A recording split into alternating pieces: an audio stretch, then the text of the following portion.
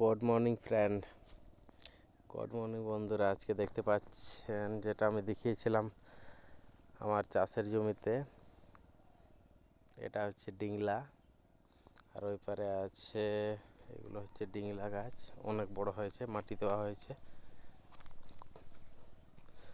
তারপরে এটা হচ্ছে লাউ, দেখতে পাচ্ছেন এটা হচ্ছে লাউ।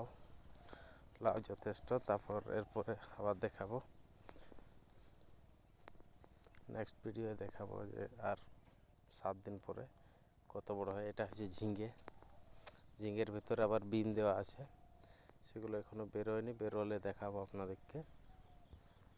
এটা হচ্ছে ঝিঙে। এরপরে আছে উচ্ছা করলা, এগুলো হচ্ছে করলা।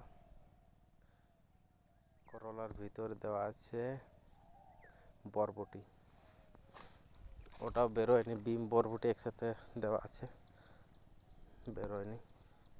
তারপরে এইখানে আছে পেঁয়াজ, পেঁয়াজ দেখতে সুন্দর হয়েছে, দেখা যাক কেমন কি হয়।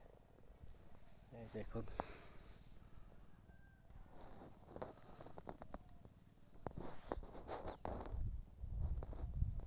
চলো বাই, নেক্সট ভিডিও দেখাবো আপনাদেরকে কেমন কি হয়েছে 7 দিন পর।